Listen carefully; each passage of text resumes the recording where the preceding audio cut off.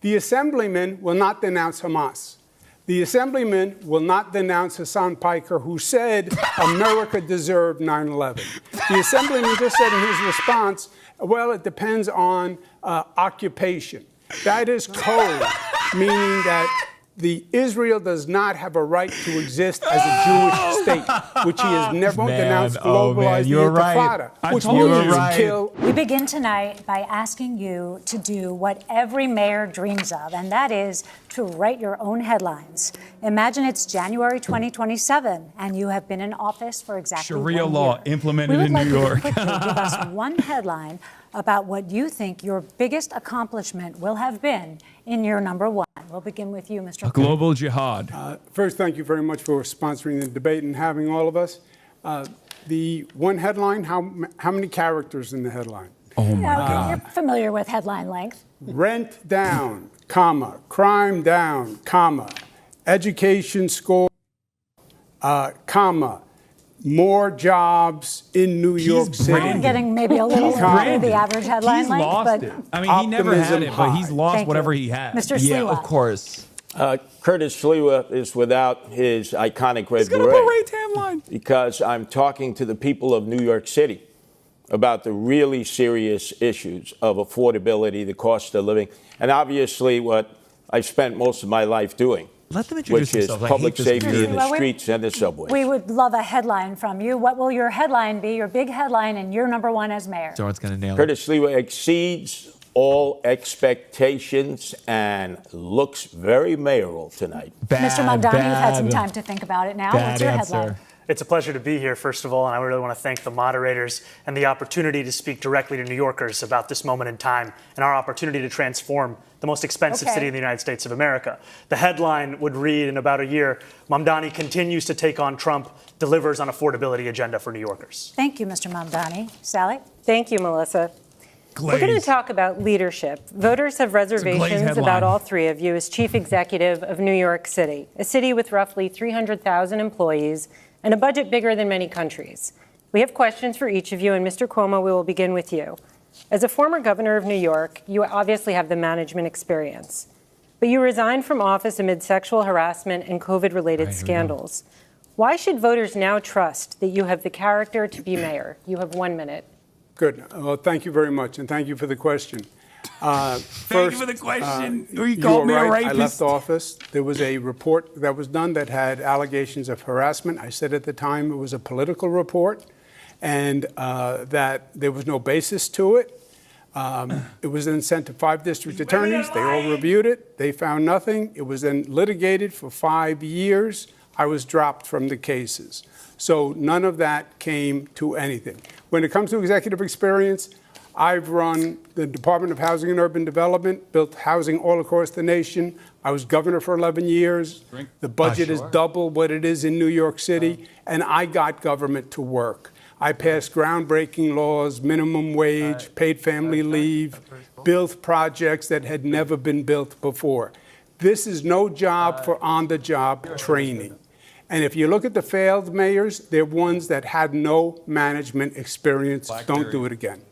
Thank you. Rosarina? Thank you, Sally. In the theme of leadership, Mr. Mamdani, you work as a foreclosure prevention counselor for winning seat in the State Assembly. You have no substantial management experience. How are you ready to lead the nation's largest and greatest city in the world in one day? You have a minute.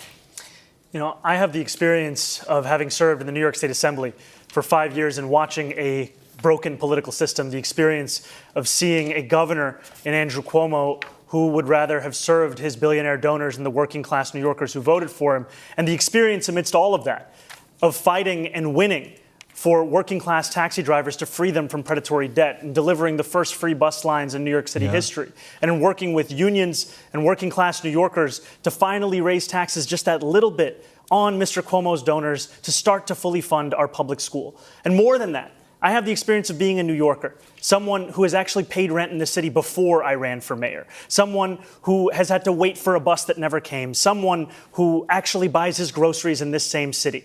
And what all of that experience has shown me, which Mr. Cuomo can't seem to understand, is that it is far too expensive and far too hard for New Yorkers to afford to live in this city. And the definition of experience is not doing the same thing again and again and hoping for a different result. That's actually the definition of insanity. Thank you, Mr. Mamdani. If I can, I think I was going to go. In other words, what the Assemblyman said is he has no experience. And this is not a job for someone who has no management experience to run 300,000 people, no financial experience to run $115 billion budget. He literally has never had a job. On his resume, it says he interned for his mother. Neither did he. This He's is just not the a son job of a famous for New a York first-timer. politician. What the Any fuck? day, you could have a hurricane, you have, God forbid, a 9/11, a health pandemic. You can't even hit him on the nipple line. Thank you, Mr. Cuomo. People Mr. Mamdani, want to respond? And if we have a health pandemic, then why would New Yorkers turn back to the governor who sent seniors to their death in nursing homes? Dude. That's the kind of experience that's on offer here today. What I don't have in experience, I make up for in integrity. And what you don't have in integrity, you could never make up for. Oh, he dropped 9/11. God damn. First, what you said was totally false, as you know. Which part was false? Poor Curtis. During No COVID, one's going to bring him up everyone today. did whatever they could in this state. And there have been numerous investigations where they've gone through it, and they said we followed federal guidance. But yes, people died during COVID, and my heart breaks for everyone that that died in this state R.I.P. and across this nation. But just to be clear, just to fact check that, there is a criminal investigation reportedly underway at the DOJ about your testimony to Congress. Trump told me he'll drop it. Yeah, that is a political issue with the Congress. They made a referral, which has gone absolutely nowhere. But there have been multiple investigations where the DOJ found that the nursing home investigation was politically motivated. Okay, we're going to move on. We might have time to come back to it. I do need to move on to Mr. May Sliwa. I just finish my rebuttal? But the Assemblyman still says he has no experience to do the job. Okay. Thank you, Mr. Cuomo. Mr. Unlike Sliwa, me, as I've founder of the killed so Guardian many Angels and grandparents. as a radio host, you've been a well-known figure in New York City for decades. He has no job But experience you other also than beating up lack minorities. substantial management experience. What's his background? So how are you prepared to be the chief He's a cat executive owner and a guardian officer of angel. New York City? You have 1 minute, Mr. Sliwa. God. First of all, I created the Guardian Angels to provide public safety in the subways and streets tasked with when beating up government black was and brown incapable people. of doing so. I didn't do it to get a title or a paycheck. I did it for the love of the game. I don't declare myself to be all-knowing. I will hire the very brightest and best in their fields who have dedicated their lives to trying to improve the city of New York or the state or the federal government or the private sector. But what I will say is, thank God I'm not a professional politician. We have the architect and we have the apprentice of no cash bail, which has been a disaster. We have the architect and the apprentice here of Raise the Age. My own son was almost killed because of that in a gang attack. We have the architect and we have the apprentice of Close Rikers Island, which would just release criminals in the street. Thank God I'm not a professional politician because they have helped create this crime crisis in the city that we face. And I will Thank you, Mr. Sliwa. Which will negate Mr. Cuomo's. Sliwa. Candidates, He's President cooking. Trump has expressed intense interest in this election and in all of you personally. Mr. Mamdani, the president called you, quote, my little communist. Mr. Sliwa, he said you're, quote, not exactly prime time. And Mr. Cuomo, he has been critical of you, but said you have always gotten along. The president has threatened to cut federal funds to the city. And just yesterday, he killed the Gateway Project, the tunnel connecting New York to New Jersey. You've all promised to resist him in some way. What would you say in your first official call with the president to set the tone for your relationship moving forward? We'll give you a minute for this. We'll start with you, Mr. Mamdani. I would make it clear to the president that I am willing to not only speak to him, but to work with him if it means delivering on lowering the cost of living for New Yorkers. That's something that he ran his presidential campaign on, and yet all he's been able to deliver thus far has been prosecuting his political enemies and trying to enact the largest deportation program in American history. And what distinguishes me from Andrew Cuomo is the fact that he has gotten on the phone with that same president, not asking him how to work together to help New Yorkers, or not telling him that he would refuse to back down to protect those New Yorkers, but instead asking him how to win this race. That's something I can do myself. I don't need the president's assistance for. And what I'd tell the president is if he ever wants to come for New Yorkers in the way that he has been, he's going to have to get through me as the next mayor of the city. To be like, here's why people All right, like Mr. him. Cuomo, He's we'll not give you doing a the little thing. time, Let's but I'd do like the you to thing he answer this said. question as well, what your first conversation with the president would be like. Okay. First, I never had a conversation with the president that the Assemblyman was talking about. But he has a distant relationship with the truth. I would say to the president in the first conversation, look, we have had many, many battles. We fought together every day during COVID. And the battles were bloody. And I'd like to avoid them. If you come after New York, you know what I'm going to do. You know it's going to be ugly. And my chances are almost 50-50, even though you're the president. I'd like to work with you. I think we can do good things together. But great campaign number slogan, one, 50-50 I will fight chance you every of step of working the out. way if you try to hurt New York. Unless he weaponizes the justice system to go after the attorney general of this state, in which case you'll issue a statement that doesn't even name the president. And no matter what you think about Donald Trump, you know that not even being able to name him is an act of cowardice. And that's what we would see from Donald Trump's puppet on the right over here. I do want to get to Ms. Sliwa, but Mr. Cuomo, I'll give you a few seconds to respond to that. Why are you letting him? Why are you letting this Muslim talk political over me? weaponization of the justice system is wrong.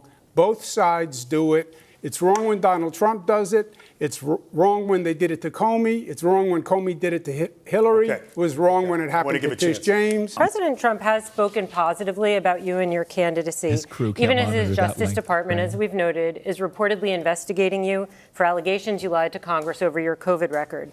Given that dynamic, how would you be able to stand up to this White House? How are you not compromised? And just take into account that New Yorkers are troubled by what they view as a compromised relationship the current outgoing mayor has with the president. First, you're wrong when you say there's any investigation wrong. of me. That's not true. And I'm not saying that because you're a I've heard woman and I hate absolutely him. nothing. Congress did a press release. They said they sent a letter to the Department of Justice, which they do routinely to generate press, and that's what that is. I fought Donald Trump. He investigated me repeatedly with the Department of Justice. The Department of Justice Inspector General said that it was actually politically motivated. That does not back me up. When I'm fighting for New York, I am not going to stop. And I'll tell you something else. If the Assemblyman is elected mayor, Donald Trump will take over New York City, and it will be Mayor Trump who runs New York City. We have to move on. Just a very quick follow-up, yes or no. You're saying unequivocally the Justice Department is not investigating you, correct? I've heard absolutely nothing. They could be, and you might not have heard it. But OK, we'll move on. David? OK. Thanks, Sally. That is virtually impossible, by the way. OK. But Mr. Cuomo, you did put out an ad the day after the news first broke in the New York Times that you were under investigation, calling it a political investigation, saying they were coming after you as they had to, after other Democratic politicians. It's cool that he's haven't just denied debating this the previously. moderators now. Republican Congress was. Yes, I believe they play politics with the justice system. Okay. I believe the Republican Congress does it. I believe Donald Trump does it. I believe the Democrats do it. And that's why I think people are sick and tired of the justice system and the politics. If you think that there's no difference between the Democratic Party and the Republican Party, then that's the candidate for you. If you think it's time to have a Democratic Party that actually stands up to Donald Trump and his billionaire-backed assault on working people, thank you, that's Mr. the Mamdani. It doesn't work, Chad. not a The Democrat. captioning doesn't work. You're not a Democrat. You're a Democratic socialist. Candidates, we have you didn't other vote ground. for Kamala Harris, right? We have other ground to cover. We have other ground to cover. That's an incendiary charge. I want to be very. You may have a chance to address it, but we do. I'll be very quick. We have a lot of issues to get to with New Yorkers, Mr. Mamdani. I'll be very quick. You didn't say leave it blank in the Kamala I'll be very campaign? quick. I said leave it blank in the presidential primary because primaries are a place to air dissent. And like many Americans, I was horrified by the Israeli genocide of Palestinians. And if you want to look for me on the ballot, you'll find me as the Democrat. Mr. Mamdani, thank you. Gentlemen, we have to move on. This week, the world is reacting to President Trump's Israel-Hamas peace deal and the release of the hostages. Would you glaze Trump? Many are cautiously Would optimistic you give Trump credit? about a lasting peace. I hate this shit. Of course, the mayor has no direct role in foreign affairs. Great and bar we from certainly have a lot Zohran. of questions for you about city matters. Talk about credit. This war has been a major topic in the campaign. And there are criticisms about your positions in the past and how you envision leading on these issues That's as how I mayor. feel when there's credit. So we have questions for all of you, but first for Mr. Mamdani, because something you said that's been generating headlines in the news today as we come into the debate. Yesterday on Fox News, You were asked if Hamas should lay down its weapons, key to the peace plan and ceasefire. And some say they found your answer confusing. You said, quote, I don't really have opinions about the future of Hamas. It's not. And It's Israel. less confusing. Beyond the question It's more of confusing justice, to ask the safety, fucking New York mayor and the fact this that question. anything has to abide by international law. And that applies to Hamas. We're gonna do that question. And that When was the last applies time you talked to the Hamas? Israeli military. So for the voters tuning in tonight, Mr. Mamdani, what do you believe about Hamas and how lasting peace will be achieved? We know it's a complicated matter, but we'd like you to keep your answer to a minute if you could. Of course, I believe that they should lay down their arms. I'm proud to be one of the first elected officials in this state who called for a ceasefire. And calling for a ceasefire means seizing fire. That means all parties have to cease fire and put down their weapons.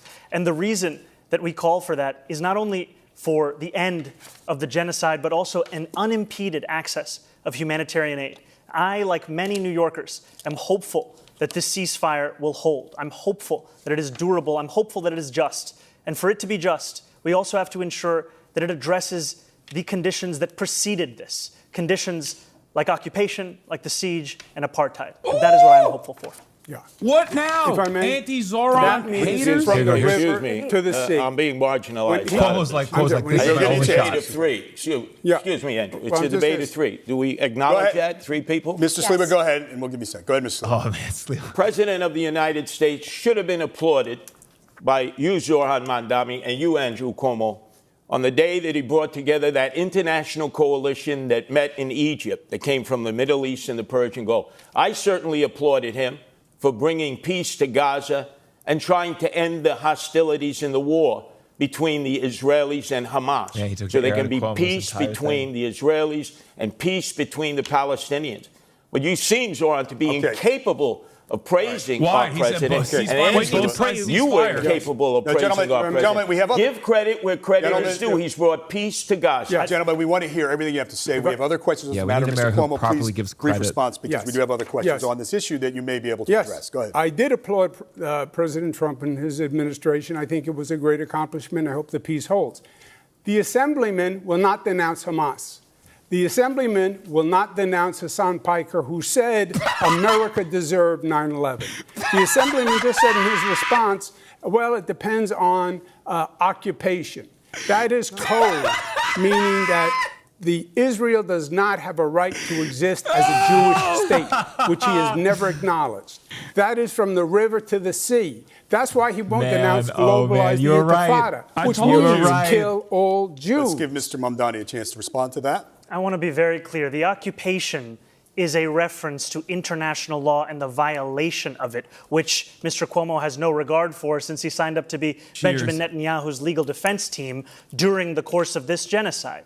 And I find the comments that Hasan made on 9/11 to be objectionable and reprehensible. And I also think that part of the reason why Democrats are in the situation that we are in, of being a permanent minority in this country, is we are looking only to speak to journalists and streamers and Americans with whom we agree of every single thing that they say. We need to take the case to every person, and I'm happy to do that, which is why I was on Fox News yesterday talking about how I wish it was more like NASCAR so we could see all the billionaires who are sponsoring you Mr. Mamdani, right on your thank suit you. jacket. Melissa has another We're going to question. turn it to Sally, actually. Yeah, actually, this kind of flows, and then we'll go back to Melissa. Mr. Mamdani, you told NBC's Meet the Press that you don't believe it's the role of the mayor to police speech.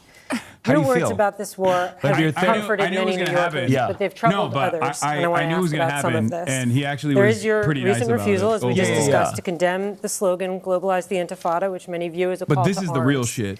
In 2017, you rapped lyrics praising the Holy Land cannot Five. These are believe men that who were this is the convicted of fucking supporting terrorism.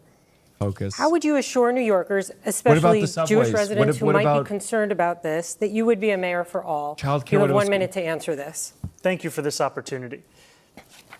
When I am speaking about the responsibility of leading this city, I mean leading not just those who voted for me, leading not just those who vote, but leading every single person who calls the city home. And that includes Jewish New Yorkers. And I have been so thankful for the opportunity I've had to sit with so many Jewish New Yorkers over the course of the primary and through the general. And it's in those conversations that I learned that this phrase evokes many painful memories. Memories of bus attacks in Haifa, of restaurant attacks in Jerusalem. And I heard from a rabbi about their roommate who was killed on one of those buses.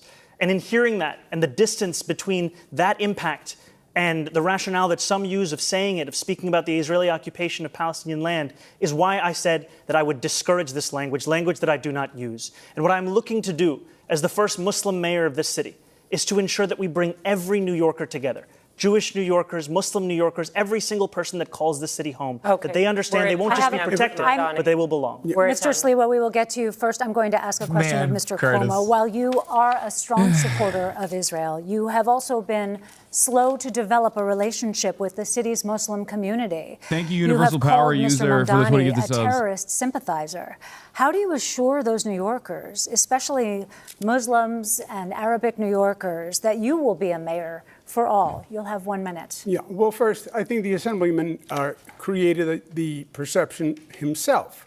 Why wouldn't he condemn Hamas? Why wouldn't he condemn Hasan Piker? Why did it take us here tonight for the first time for him to say it? He still won't denounce, globalize the intifada, which means kill all Jews. Just say, I denounce it. He won't do it. Older Jewish New Yorkers are looking up right now. Can you address the chronic? Why is he saying Hamas and Hasan Can you please Piker? answer about your own relationship with the Muslim community? You did not visit mosques for many years. More recently, you have been. Yeah, I don't think in any way the Assemblyman is representative of the Muslim community, which is a vital community in New York City, and I am very fond of, and I've been working with. I think he's playing his own politics.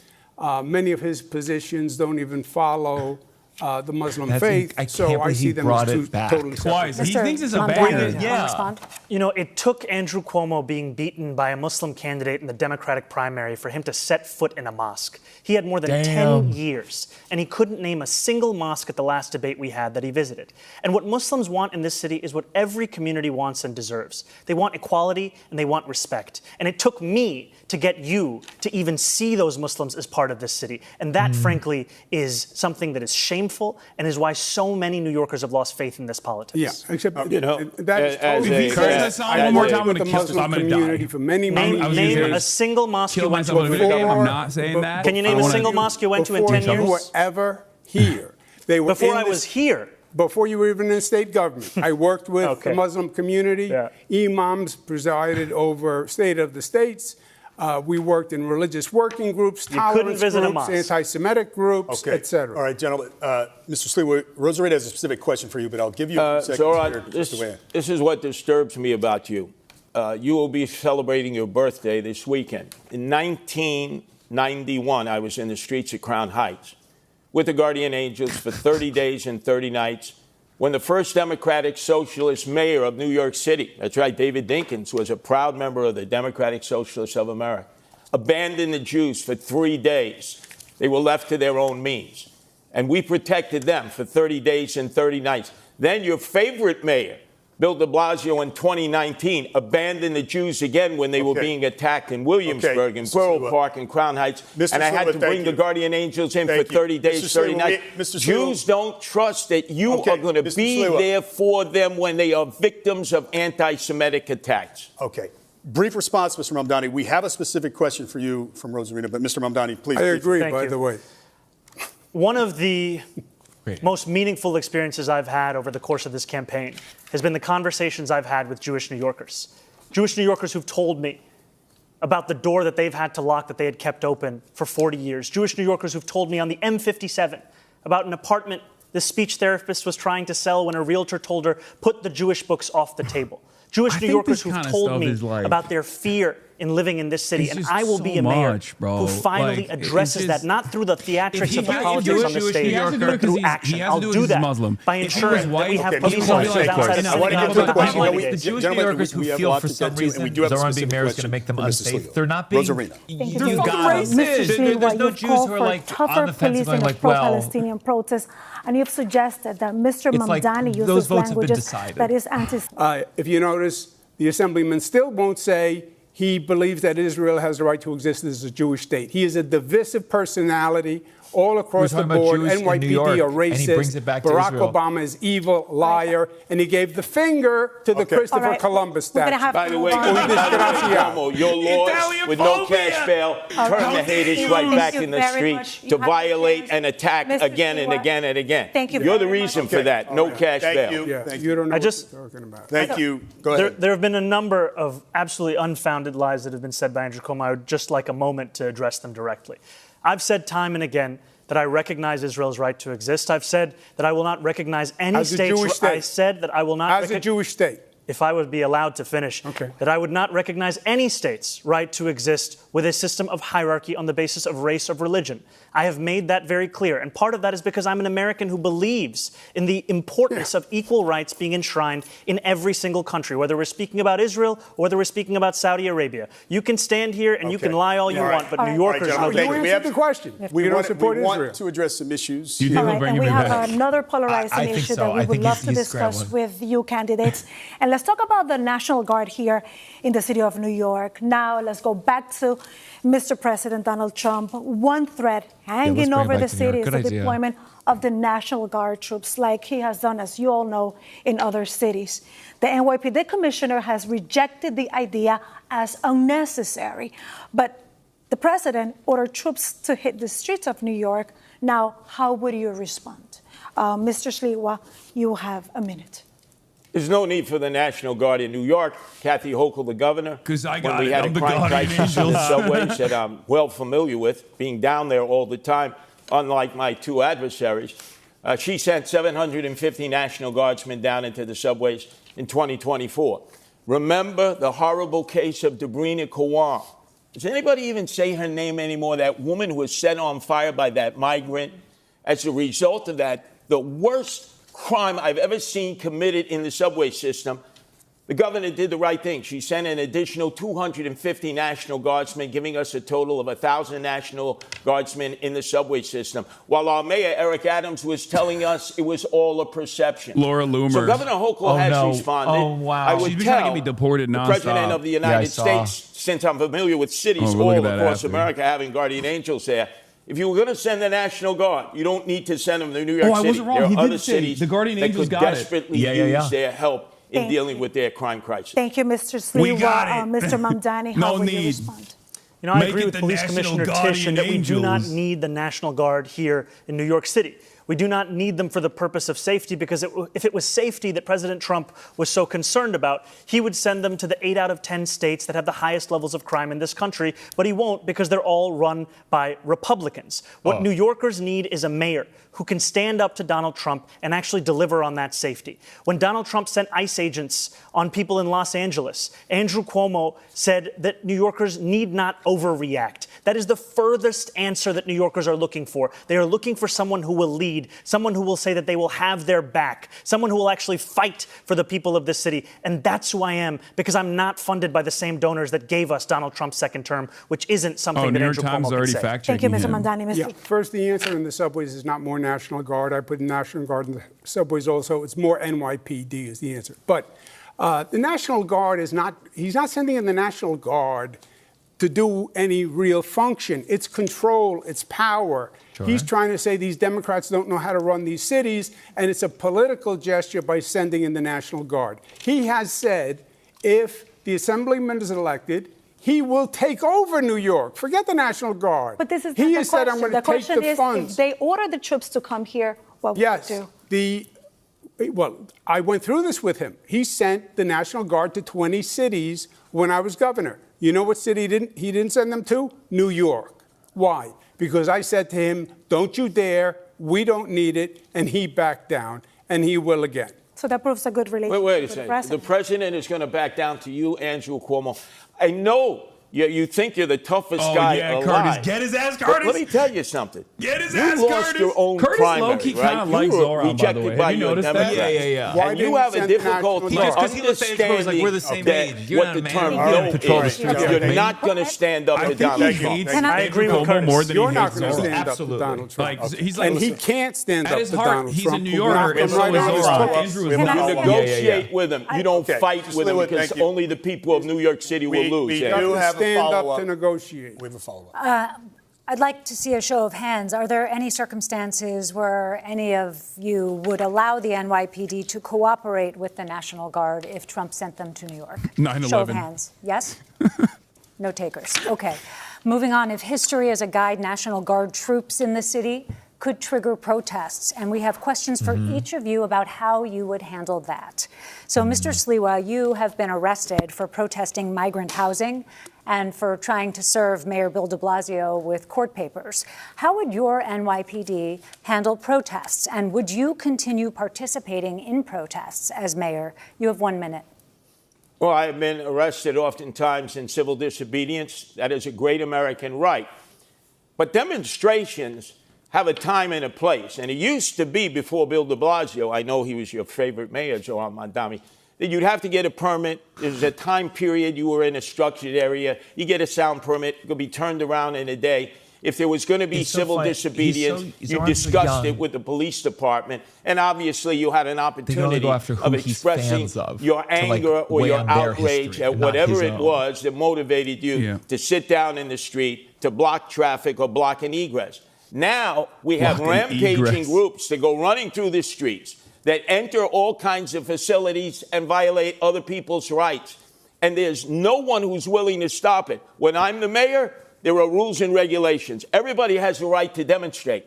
But you can't violate other people's rights, or you yourself must be arrested. He's such a funny dude. And He's saying I'm not going to stand up to Trump. He's saying I'm going to stand up. Remove those face coverings. He doesn't care about anything. Why He's are just you like afraid of identifying who you are as a demonstrator? Subway trains. Unless maybe you're an agent provocateur who's been sent in here to cause chaos. Thank you. You can protest, just The not next on the question goes to you, subway. Mr. Mamdani. You were arrested for No blocking areas of traffic in a egress. pro-Palestinian protest, and you participated in a sit-in at Grand Central. Protesters offered block streets, bridges, and hubs like Grand Central. How much of that would you allow as mayor, and what's your line in having the NYPD arrest protesters? You have a minute. Protest is a part of what makes this city's history what it is. It is a part of the First Amendment. We deserve to have a mayor who stands up for that First Amendment, especially as we have a president that's looking to shred it at each and every opportunity. And we will continue to have protests in this city, as we should, no matter who is the mayor. And the line will be on the question of breaking the law. What we have today, however, is an attempt to intimidate so many who are looking to use that freedom of expression to share their opinions about the city and the world around them. And to be frank with you, what New Yorkers are looking for is someone who can show leadership in City Hall. Because when they don't see that leadership, that's when so many take to the streets. And if you had a leader like Andrew Cuomo, who was telling people not to overreact when they see ICE agents abducting girls as young as 6 years old to deport them, many New Yorkers will take to the streets. We deserve to have a leader who will actually be following through on the values of the city. That's the leader that I'll be. Mr. Mamdani, just a quick follow-up. If you're elected, would you still participate in protests? No, if I'm elected, I'll be the mayor, and I'll be leading the city from City Hall. But no participation in protests, right? The important thing is to lead from City Hall. That's what I'll be doing. Okay. Yeah. If I may respond, because I believe my name was invoked. A very brief response, and then I have a question for you. I dealt with ICE. I stood up with ICE. I had a war with ICE here in New York when I was governor. And I stood them down, and they moved out. What the Assemblyman is saying is he doesn't believe in law and order. He believes in defunding the police, disarming the police, disbanding the police. That's who he is. Abolish jails. Sorry, I have a question for you. Okay, 15 seconds very rebuttal, quickly. Mr. Mamdani, and then we do just 15 seconds because we have a question for Mr. Cuomo. Mr. Cuomo lies again and again and again. I am not running to defund the police. I am running to actually work with the police to deliver public safety. Andrew Cuomo says that he has stood up to ICE. He has not said a word about the abductions that are happening right now. He's referring to a previous comment you made, and we will get back to this. But Mr. Cuomo, a question for you. It's a comment he made. Is the operative language. Yes, I understand. I said that. As governor, you put the National Guard on standby during the George Floyd protests. You didn't deploy them. As mayor, talk about how you would balance the right to protest with maintaining order in the streets. The right to protest is a sacred right. There is no doubt about that. But the law is the law also. And you have New Yorkers now who are afraid in this city. They're afraid of Donald Trump coming, they're afraid of that anarchy, and they're afraid of the anarchy in this city itself. We have to provide public safety that makes New Yorkers feel safe. Demonstration is one thing, Violating the law is something else. Blocking public transit is something else. Stopping students from going to class is something else. Harassment, intimidation, that's a hate crime. That's illegal. Enforce the law. Respect the police. They're not racists, as the assemblyman calls them. They're not a threat to public safety, as he says. At this in general. They're not anti-queer. It's already too contentious for him, they but like are he's here also to protect lost New Yorkers, work with them, fortify them. Whatever you know, that's ironic that you He's say too that comfortable too now, long. I'm sorry, Andrew Mr. Cuomo, because when you were governor for 8 years, your parole board released 43 cop killers back into the street. Okay, Your father, when he was governor, released none. I knew Mario Cuomo. You're no Mario Cuomo, Andrew Cuomo. You released cops. Don't say you're pro. Mr. Mamdani, do you want to respond briefly to the comments that Mr. Cuomo raised about things you've said about police? You can do a brief response to that. I have been clear time and time again that as much as Andrew Cuomo wants to bring up tweets from 2020, which is around the same time that he was sending seniors to their death in nursing homes, I am looking to work with police officers, not to defund the NYPD, looking to ensure that officers can actually do one job like when they're signing Americans up are to join that 9/11 is department. from Not the 2019. many jobs. Like, He was specifically referring to health comments crisis. you made. We will come back to that, but we're out of time. Okay, Why are you bringing up all the grandparents I killed? Your word. We're moving on. Thank you. Despite record low crime numbers, polls show that crime remains a top concern for New York City voters. The three of you have very different approaches to crime fighting and how to manage the NYPD. We want to get into your plans. So we'll start with this question. It's a two-part question, but it's short. How will you make the city safer? Funny. And how will you change the NYPD? You'll have 1 minute. We begin with Mr. Cuomo. I would add 5,000. He's really going to win with that one, the Hasan Piker Remember what happened. condemnation. What a I think you could run next time. Your name's going to be so They took known $1 billion out of the police. The NYPD is No now one down that at one of the watches this lowest shit levels knows of who the modern fuck I am. political Yeah. I would add 5,000 police. When they Google my put name, they're 1,500 going to in come. the They're going to subways, find like a raise bunch the of starting New York Times salary articles that because are you can't positive. hire them. So You they're can't not going to even be fill like, a "What's class this right guy's now." deal? Yeah, and again, And you have to they're add going to go additional that police kid? officers because the attrition rate is so high. Part of that is going to be saying to the NYPD, I respect you. I don't think you're wicked, as the assemblyman said. I don't think you're corrupt. I don't think you're racist. Wicked plug. I value you. I will have your back. I'll be a mayor to work with you. That's how you're going to get the police to apply for the jobs. And then we have to work on the relationship between the community and the police. The police can't police the community. They have to police with the community. You're up next, Mr. Sliwa. This is amazing. I'm standing here with my two adversaries, both of whom have threatened to defund the police. You, Andrew Cuomo, during the summer of 2020, you said if you don't reform I came as Zohran and a brain-broken older lady brought you up one time. And you oh my God, that's said kind of that awesome. Zohran Mamdani. That's kind of aura. We need 7,000 police. We only have 32,500. I create the problem fear in in the hearts of recruiting police, elderly which New neither York of ladies. you are addressing, is that their insurance was stripped from them.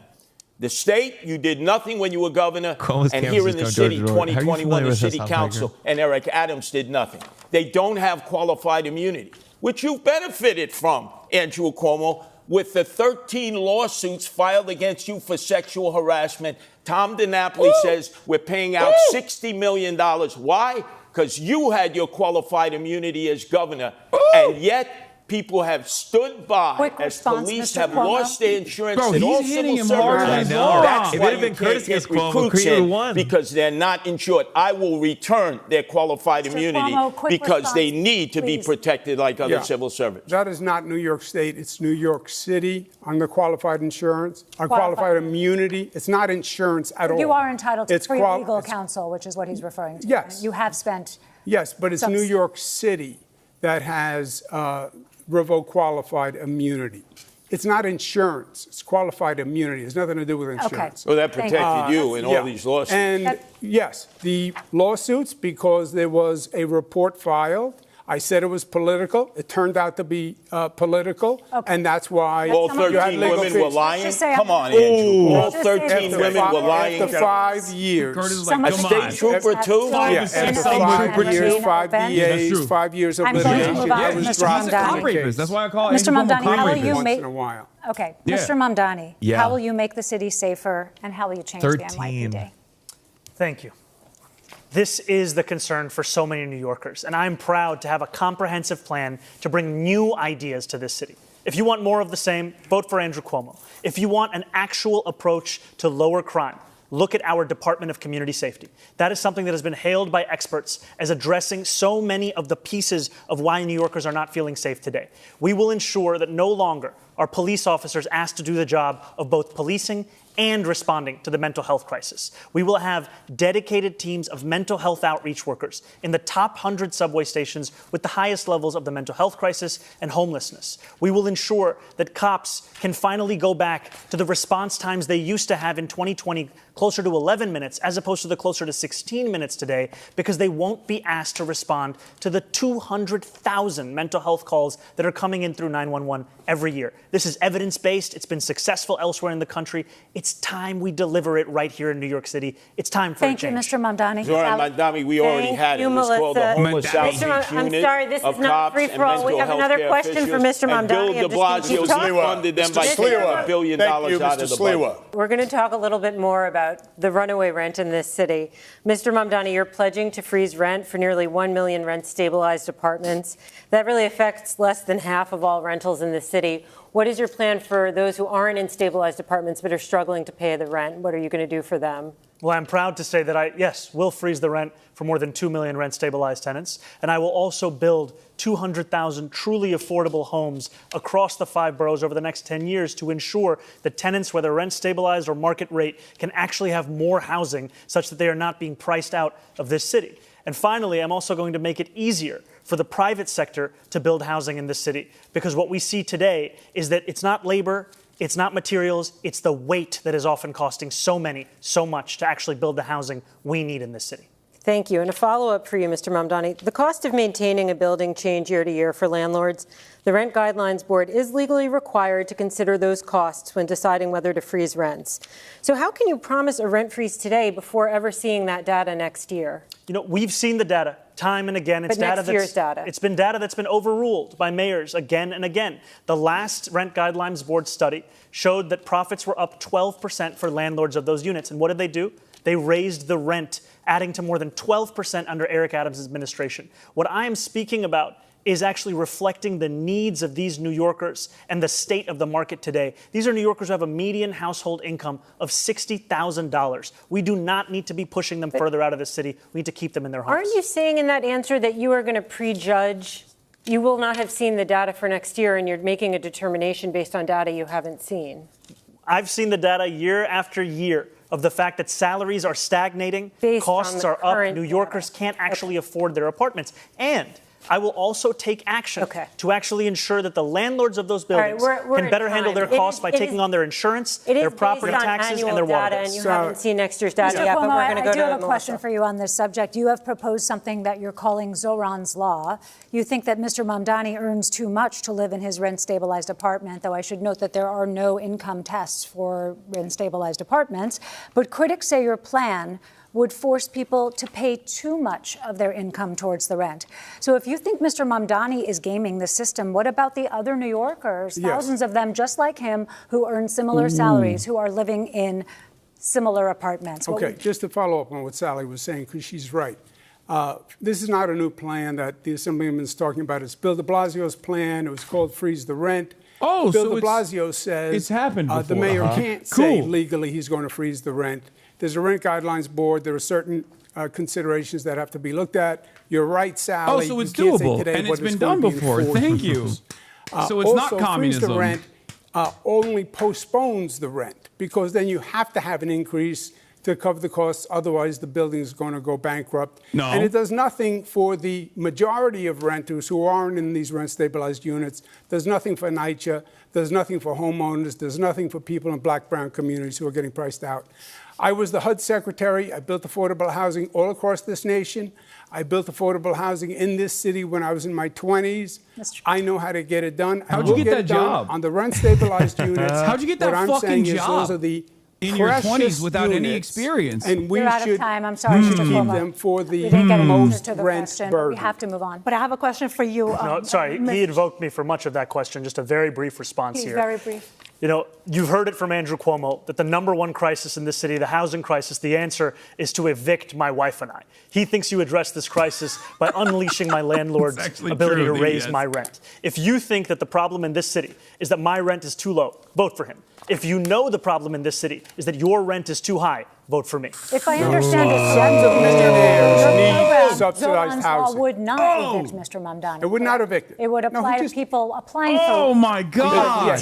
But the tenant advocates. It would affect. It would evict no one. This would be an income limitation on rappers. Mr. Sliwa. This is like a spat in the schoolyard. Let me suggest. Mr. Sliwa, Rosarina has a specific question for you on this. Yeah, well, I wanted to talk about affordability and obviously address that issue. Yeah. So you've proposed, Mr. Sliwa, plans that would make a point of talking about the struggle of renters and property owners. Describe your plan to help renters and landlords. Well, first off, we have 6,000 available apartments that the mayor controls in NYCHA, and they've been empty for years. That you address #1. Then we talk about senior citizens who are living here. My whole goal is to improve and not to move. I'm concerned about the seniors, especially those that own homes. If they're 65 and make less than $250,000, no property tax, because the property tax is way too high. We need to cut it in half to keep people who are here. And then in terms of rentals, we have affordable housing that can be built in these huge skyscrapers. You see them all throughout Manhattan and in northern Brooklyn and in Long Island City, which we have 25 Empire State Buildings full of commercial space that will never be occupied for office space. We should be converting them into affordable apartments. They're in dense areas. The infrastructure can support it. I'm the only candidate here who's against the city of yes that would destroy residential. I have to interrupt you because we have a programming moment right now. We're about halfway through the mayoral debate. Okay. Channel 4 and Telemundo 47 so will much return to talk about programming. here. Holy fuck. Okay, so this is the first half. This is the first half of the debate. God damn. Zohran fucking cooked. I mean, he cooked. He did a great job. Overall, I think there's like some wishy-washy stuff there. It's just like, I get why people get so fucking annoyed when they're like, they talked way too much about Jewish people. Like, that's crazy. Yeah, but I think, like, I mean, it gets it out where people go, okay, enough. Yeah, and also to like talk about Jewish people, then like go back to affordable housing. And you're like, yeah, that's probably more important. Wait, for New York City. Did they not take a break? What's going on? I thought they were supposed to, right? MetroCard or Pay. Let's talk about free buses. Mr. Mamdani, this is a centerpiece of your campaign. Can you explain how you will make buses free? You have 30 seconds to answer. Absolutely. We will make buses free by replacing the revenue that the MTA currently gets from buses. This is revenue that's around $700 million or so. That's less money than Andrew Cuomo gave to Elon Musk in $959 million in tax credits when he was the governor. And the reason that we will do so is that making buses free doesn't just provide economic relief, but also public safety, because what we've seen is that it decreases assaults on bus drivers by 38.9%. New Yorkers deserve more than the slowest buses in the country. I know that because I was on the M57 not too long ago, and its average speed is 4.9 miles an hour. We're at time, though, but the question is how you'll make them free. We will fund the revenue that would have otherwise been brought in from fares, and that's something that we would do in partnership with Albany, and I've put forward two proposals. The first is to raise taxes on the top 1% of New Yorkers by 2%. That would raise $4 billion. The second is to raise the state's top corporate tax rate to match that of New Jersey, which would raise $5 billion. We're going to move along, but I just want to point out to viewers that Governor Hochul has opposed raising the income tax. But Melissa, we'll move on to your question. Could I address that on the buses? Because half the people don't pay their bus fare to begin with, Zohran. And so Zohran. It's a complete disaster. If you have free bus fare, and the Citizens Budget Commission said just last year, 2024, $1 billion of fare evasion in all different forms, this MTA system will collapse. There's not enough money out there to make up for fare evasion. Pay your fare. If you don't pay your fare, they have fare programs for the poor and the indigent. But everybody should be forced to pay their fare. Mr. Cuomo, you had both praise and some criticism for Mr. Mamdani's free bus pilots. You're sort of in the middle on this issue. What's your plan to make subways and buses more affordable? I think free buses is a mistake. It costs about $700 million. Thank you for sponsoring the Piker Broadcasting Service chatters. 3 mega legs. Thank you for the 50 big ones. It's been done before in other cities. It was a disaster. They stopped. They basically became mobile, homeless gathering places. What I say is free buses for gross. working families who can't afford it, and free subways for working families. But wait, what? Don't subsidize rich people on a bus. And how are you going to? It's been tried and it's fair. Has that been his pitch? Mr. Mamdani, can you just respond quickly on the point about the mobile homeless gathering places? You know, this is something that we heard when we were fighting to make buses free in Albany when we delivered the first fare-free bus lines in New York City history. And what we saw is when we made one bus route free in each borough of New York City, there was no increase in homelessness on those buses. There was no increase in fare evasion in the surrounding area. What there was an increase in ridership of up to 38%. Thank you, Mr. Mamdani. Candidates, maybe we can dig deeper on this and get a sense of how all of you would pay for your big ideas. Mr. Mamdani, we'll start with you. We've obviously been talking about free buses. You've talked about free childcare, city-run grocery stores. So essentially, you're proposing about $10 billion in new community one.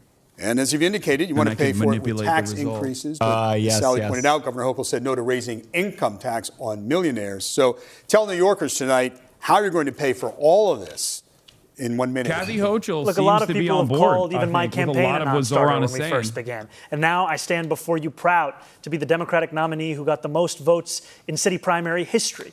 And I believe we will see the same thing with our push to ensure that we are taxing the wealthiest and the most profitable corporations the fair amount that they should pay. Now, there are those who will say that because it will be hard, you should give up. We saw what giving up looked like when Andrew Cuomo was the governor. He gave up on fighting for working class New Yorkers and instead caved in to his billionaire donors. And what did we get? We have the fastest and most frequent helicopter service to the Hamptons, and we have the slowest and more expensive bus service across the 5 boroughs.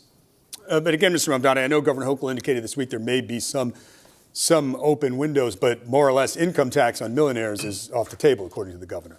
Look, I've said very clearly, making buses fast and free costs about $700 million a year. Making universal child care a reality costs about $5 or $6 billion a year.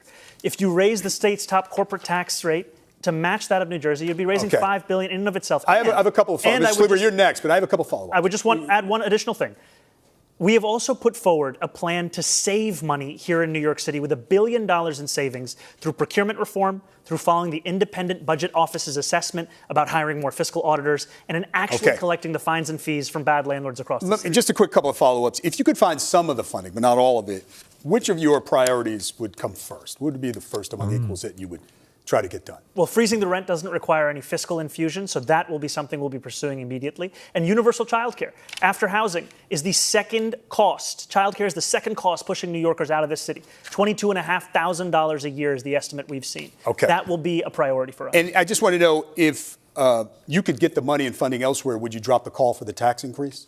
Absolutely. The most important thing is funding these agenda items. I think these are the two most important and straightforward, direct ways to do so. But if the money comes from elsewhere, the most important thing is funding. Melissa has a question. Mr. Sliwa, you've been talking about cutting taxes and spending. So what is your plan, and how would you pay for your programs like 7,000 more cops? Cuomo's going to tank, I think, after this. It was so dumb. Boy, your fantasies.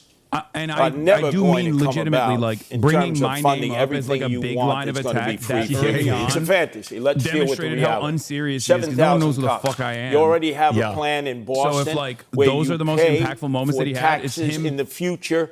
This is a great plan. It's him defending his rape universities and others who have bought up properties the moderator, you actually have that are now taken from the real estate market and taken from property tax. He's offered nothing that makes you go, oh, we could raise cool, $1 billion from Columbia University, NYU, that are in the real estate business, and Madison Square Garden. Your friends, Andrew Cuomo, Jimmy Dolan, who pays no property taxes. That's how you raise $1 billion to get 700 police officers trained, vetted, and out into the streets in the 5 boroughs. And then the police will be on the subways, and they will be patrolling the old-fashioned way where they're needed, going up and down the moving subway cars where people want to see the visual protection, especially women who are being assaulted, perved. And like we saw this morning on 86th Street, a woman with a gun to her head, an armed robbery because we don't have enough cops. I have a question for you in this topic, and let's talk about history, because as governor, you raised and cut taxes. Now you're proposing some tax release.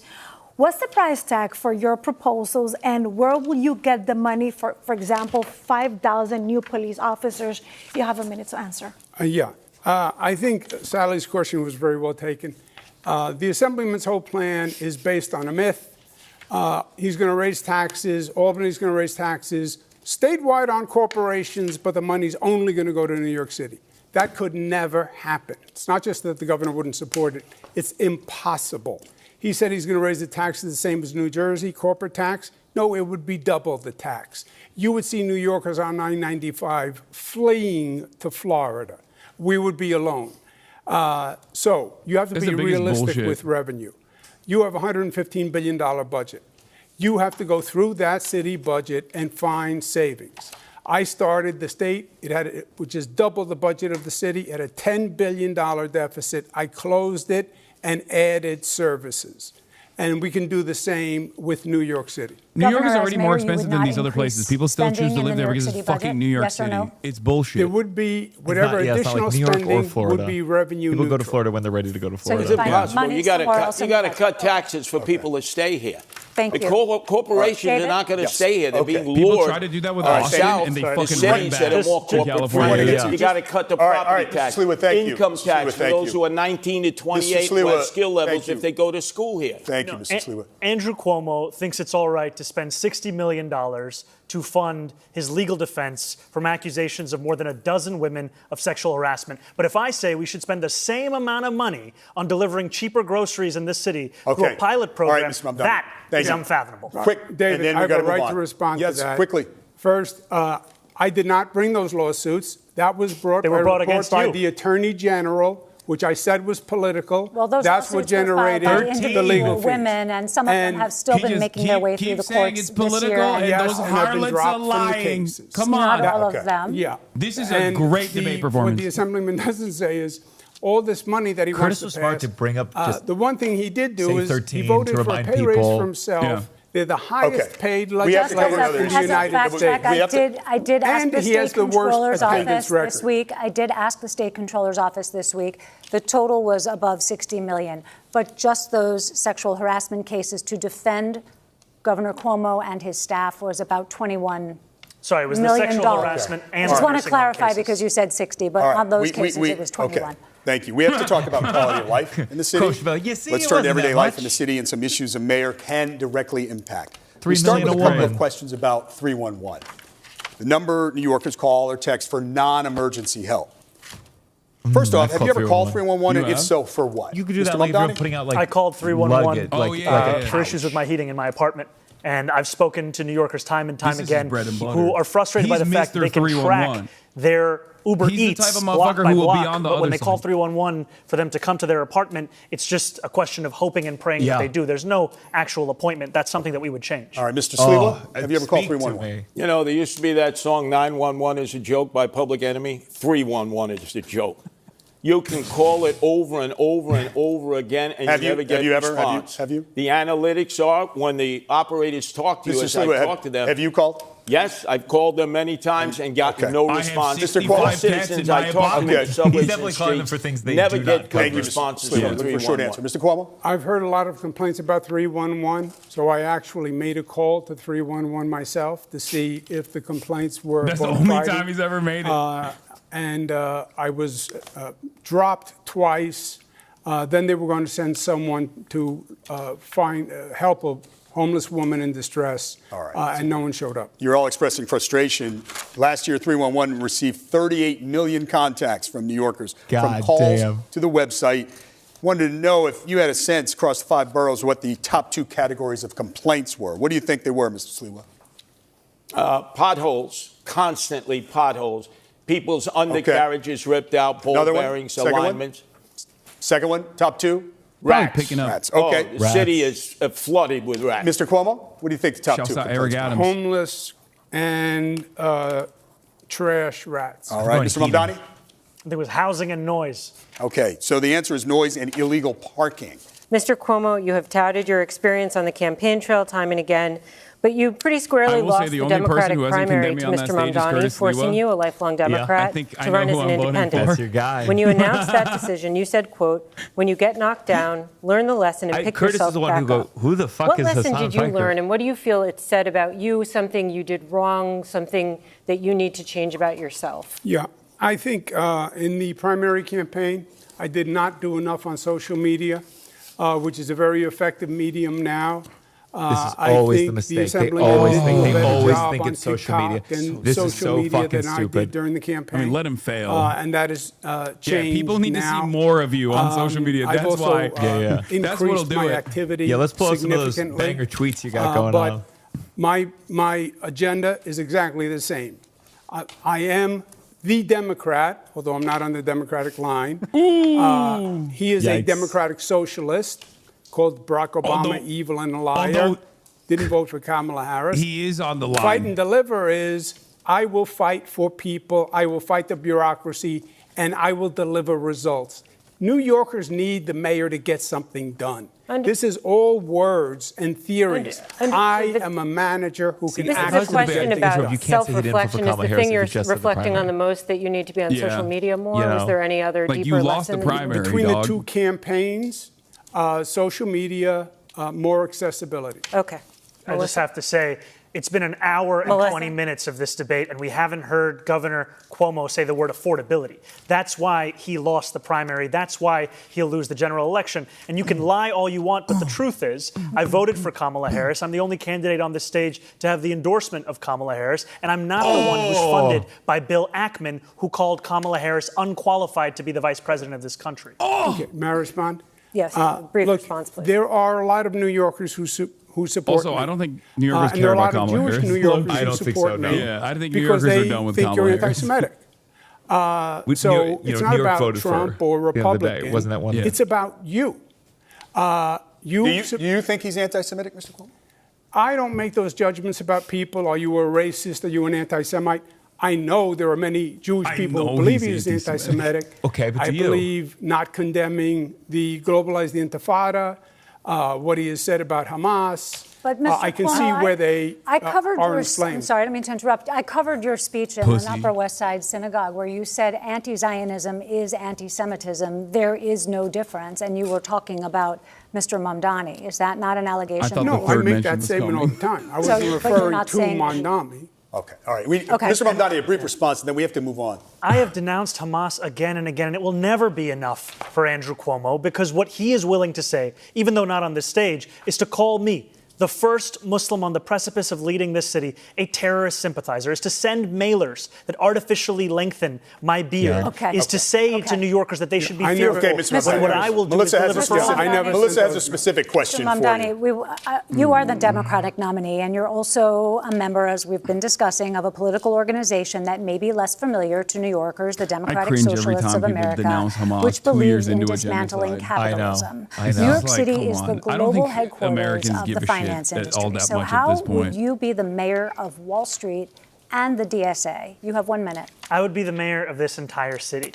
And that means ensuring that the wealth that we generate in this city is also wealth that every single New Yorker can actually feel in their pockets. Because what we have today is a system that has generated the most wealth in the wealthiest country in the history of the world, where 1 in 4 of our neighbors are living in poverty. That's unacceptable. We can't look at 500,000 kids hungry every single night as just the cost of doing business in this city. That's something we have to actually change. And I'm going to do that by fighting for my neighbors in Queens that I've come to know, who are not only the ones who own teapots and toy stores, who own diners and dry cleaners, but also the ones who work there. Because right now, all of them are being pushed out of this city by corporate greed, by private equity, and by a politics that refuses to fight for them. I will finally deliver that. Just a quick follow-up, Mr. Mamdani. A lot of Hispanic that flee socialism and are a little bit scared to hear your policies. What would you tell them? Well, I would first say that I wouldn't be here without the support of Latino New Yorkers, because it was the majority of their support that helped to make me the Democratic nominee. And what democratic socialism means is a belief in the dignity of each and every New Yorker and the responsibility city government has to deliver that dignity. That's why I'm speaking about child care, because it's pricing out New Yorkers from the city. That's why I'm speaking about freezing the rent, because housing isn't a human right in the way that we practice our politics in this city. And that's why I'm talking about making buses fast and free, because 1 in 5 New Yorkers are being priced out of public transit today. Good call, so, Mr. Sliwa. Okay, gentlemen, New York City loves its parades, and the mayor is often front and center. You have all said that you want to be mayor for all New Yorkers. So will you march in all the parades that mayors have traditionally marched in? On the Israel or are there any that you would boycott? Mr. Sliwa?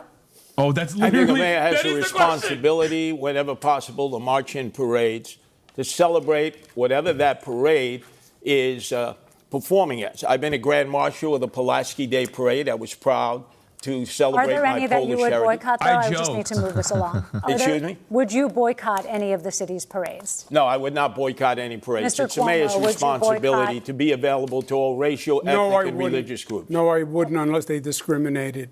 Okay. Mr. Mamdani. There are many parades that I would not be attending because I'd be focusing on the work of leading this city.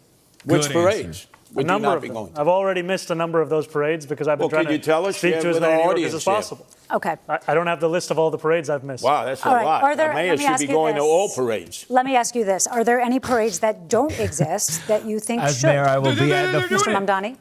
I haven't thought much about parades, to be honest with you. Mr. Cuomo? I have not thought.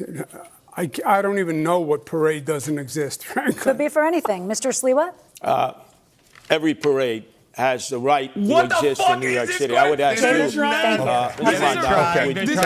protect the Christopher Columbus statues that exist here in the city. Israel, they want them to bring it up. My focus is on affordability. I'm not thinking about Well, you're not answering the question. Yeah, thank you. They're not answering Yeah, the who question. cares what the answer to the fucking question to is? the Columbus Day statue. That issue's come up. That's what we earlier call in it, the debate. All right, candidate, disgraziado. listen, we're in the last couple of minutes, and we thought we'd have some questions. We thought we'd have some questions that maybe give a glimpse into your life, your personality, away from the political podium. What's your go-to breakfast order at the bodega? Oh, Andrew Cuomo sucks on this. Oh, eggs and cheese on a roll. No salt, please. Mr. Cuomo? Same thing. No salt also. What? Mr. Mamdani? Egg and cheese on a roll with jalapenos. No. Have you ever purchased anything in a cannabis shop? And if so, what did you buy, Mr. Mamdani? First of all, I have. I have purchased marijuana at a legal cannabis shop. Okay. Mr. Cuomo? No. Mr. Sliwa? When I was shot 5 times, I've had Crohn's disease. I did use medical marijuana. Yes. Okay.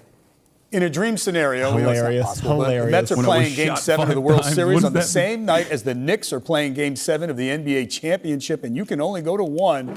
Which one will it be, Mr. Was it Sliwa? Knicks or? Again, which baseball team? This is the Mets, Game 7, Knicks, Game 7. Even I'm not going to the Mets game. I'm a Yankee fan. True baseball fans either like one or the other. I'm going to the Knicks game. That's my team, the Knicks. Mr. Cuomo?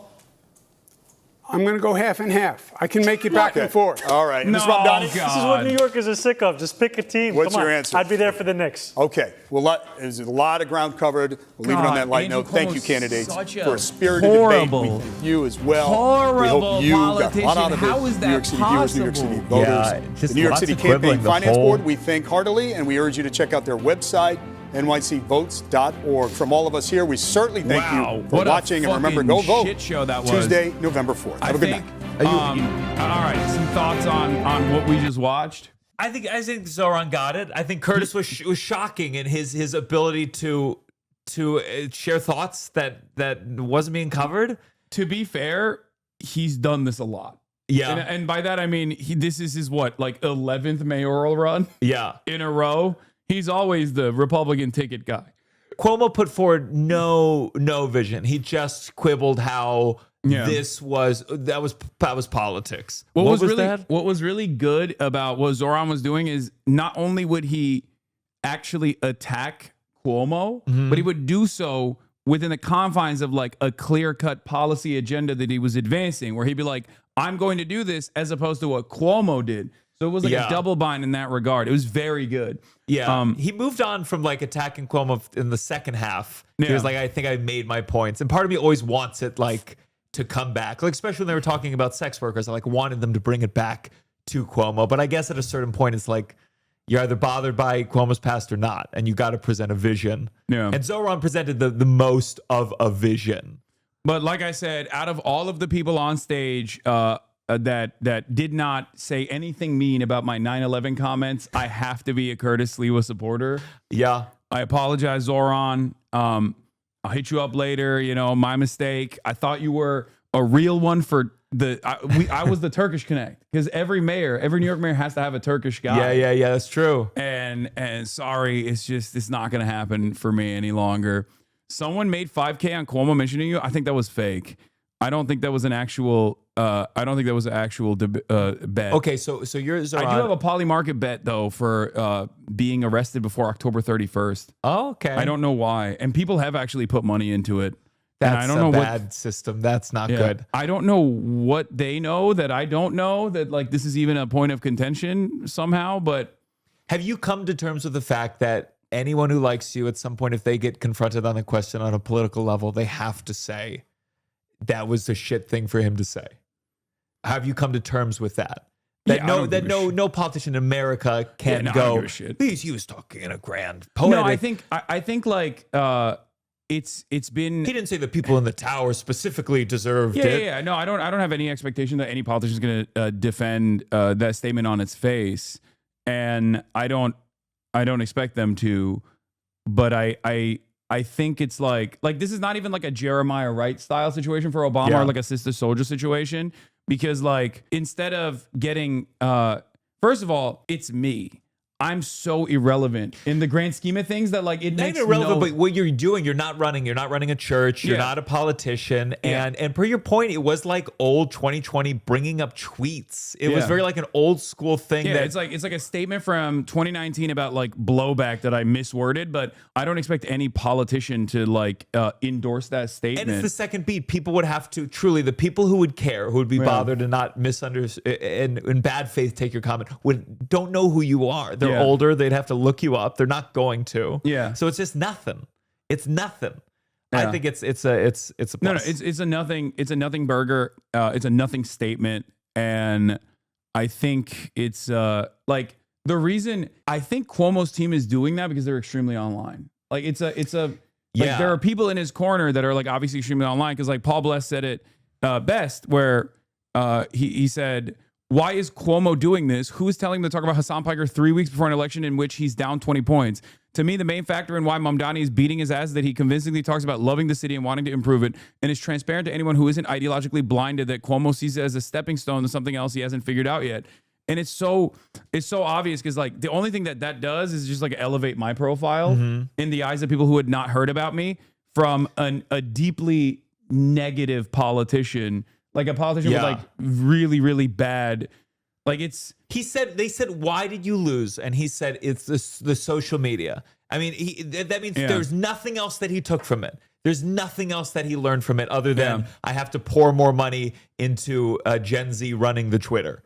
Like that's insane. It's embarrassing that you've had no more development thought to that answer. None of his answers were good. None of them were inspiring. None of them any vision. And he had so much to answer for. Yeah. And I do think that if you've been in politics a long time, it should be hard to keep running. It should be hard, because I don't think it's good to have these politics for 40, 50 fucking years. You should have a record that you answer to, and he couldn't answer to it. And I think that the worse your record is, the harder it should be to get reelected. That's the sign of a healthy system where new things enter. Yeah. And this is a time unlike any other where people are very clearly demanding that. Like they want that change. They want a fighter. They want someone who comes across as more earnest, comes across closer to the average voter. And Andrew Cuomo is everything.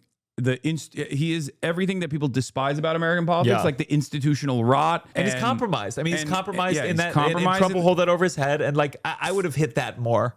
Yeah, that's true. And I would have even hit like the fact that he said that he would be Benjamin Netanyahu's lawyer, like on the Israel stuff, because like talk about horrible political instincts, like being immoral and having the worst political instincts, where like at a time when the overwhelming majority of the Democratic Party's base had actually was actually demanding to decouple from Israel, and Andrew Cuomo was like, this is my opportunity to be Benjamin Netanyahu's fucking lawyer. So I think he did bring that up, Netanyahu's lawyer line, but he'd only bring it up so much, because it's just like you got to move on from this. The parts that parade question was insane, I know, dude. The parts that I really appreciated, for the record, the parts that I really appreciated in the beginning was when he was talking about like the context of the occupation. I thought that was like unheard of from any American politician. Yeah. The fact that he said like, we're not looking at the context of like how October 7 happened, like something along those lines.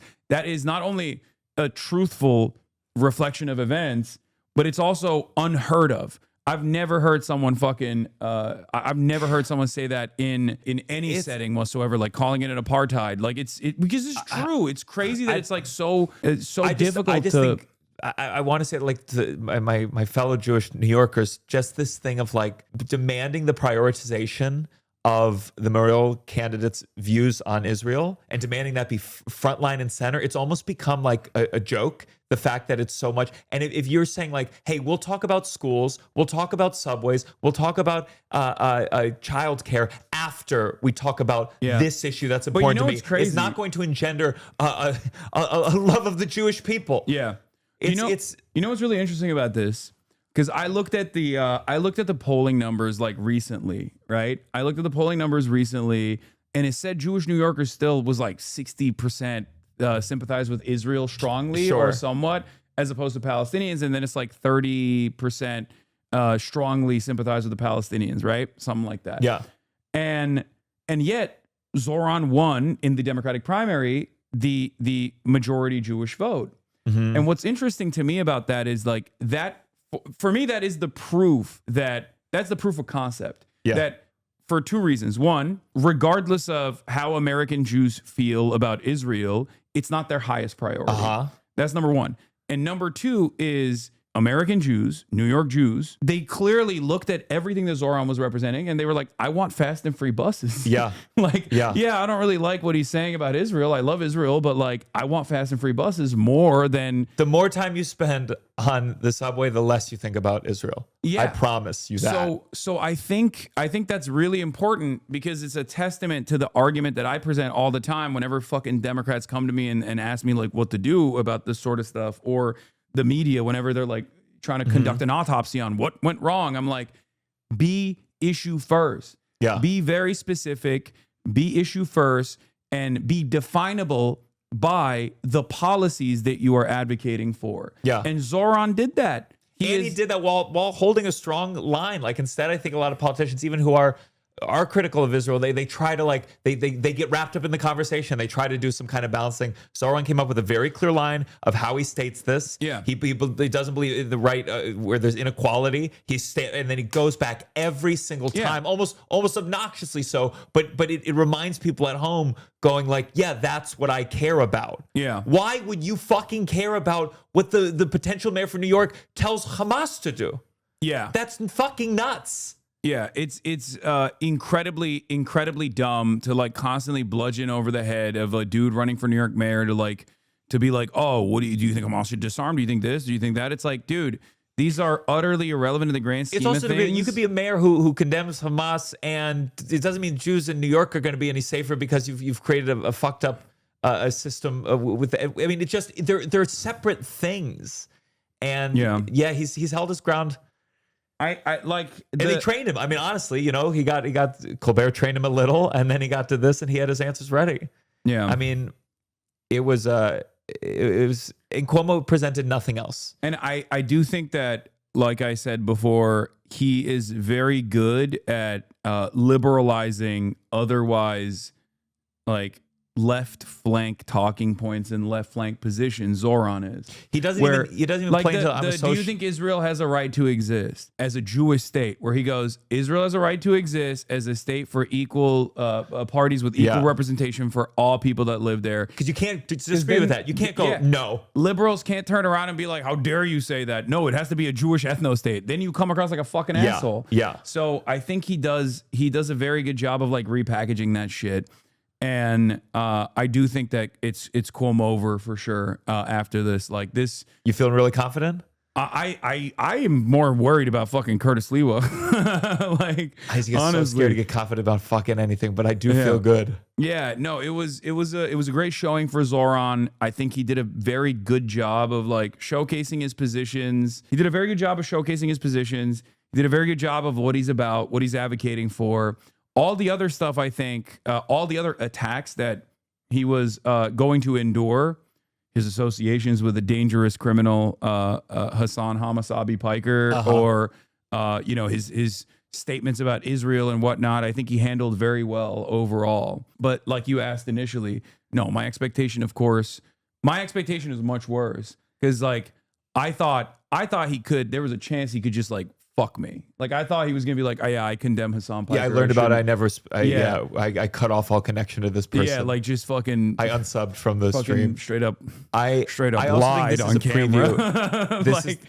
This is a preview of more and more millennial candidates. It's going to be a debate about tweets. It's going to be a debate about tweets from a certain era. It's also stupid because like when Andrew Cuomo brings that up, like even if other candidates bring that up in a similar vein, because like I work with a lot of candidates, and I promote a lot of candidates. Like I have a community full of people ready to go for door knocking and stuff like that, and they were all over the Zohran campaign as well. Yeah, and that negative association stuff is never going to work for someone like myself because I'm a polarizing figure for sure. But like people know what my political positions are, no matter how hard like someone tries to bastardize them. And you either, if you know who I am, you either fucking despise me, which, you know, there's a smaller group of people who despise me than love me, but they're very loud. Or you're gonna be like, yeah, he's a progressive guy. I like what he's about. I like that he's a fighter, and that's all this is. So the broad majority of the public has no fucking clue who I am. You know, so it's very dumb to try and hammer on that point because like I'm not like if Zohran had retaliated and been like, you just went on the Impulsive podcast. Like if we're talking about podcasts, like you went on the podcast that got. Did he really? Yeah. Oh my God. And you know, shout out to look. I love Mike. Mike is my good friend. I'm not. I don't really know Logan at all. But like, if someone brought up like the Suicide Forest. But like, yeah, he's a much more notable figure, is what I'm saying. Like Logan Paul is known by way more people than someone like myself, right? Yeah. So for him to try to bring that shit up is so stupid. You know? But it just fails. I mean, it's what Democrats did with Trump, and it failed so spectacularly. It's just trying to focus on the associations and not presenting a vision. It's too easy. It feels good in the moment, and you think you got the momentum because the people who really hate it, the people who really hate you or really hate Zohran, they're going to be really loud, and you're going to get this reinforcement of like, this is working. But it's just a small select of people who are riding on their hatred of someone. Yeah, you have to present a vision. Like he just went on the fucking Impulsive podcast. You know what I mean? Like, and that's the thing. Zohran didn't go after because he had so much. He didn't have to go after because there's assault allegations. Yeah. So and he has such little on Zohran. He has to go over someone he worked with a couple times and is friendly and likes. It's last tweet in this thread. What is this? Fox News graphic before Zohran interview. I don't think we should have billionaires. The last tweet in this thread. Oh yeah, here. Meanwhile, yeah, while Zohran was on Fox News, Andrew Cuomo was doing the Logan Paul, Mike Malek Impulsive podcast, and if he wanted to, he could just as easily turn around and be like, yeah, you went on the podcast of a dude who went to the Japanese suicide forest and also literally promoted Donald Trump. Yeah. And played a role in Donald Trump becoming president. Again, like I said, I love Mike. Mike is the homie. He's the man. I don't know Mike, so I don't give a fuck. He's a great dude. I love him personally. I think he's a good dude. Having said that, if we're playing politics and like smear associations, like Andrew Cuomo has so many more like attackable lines. Yeah, and but you guys, I mean, this generation, there's so much media on them that everyone has a one thing. Everyone has a one thing you cling. It's just not. It's going to prove less and less effective as time goes on.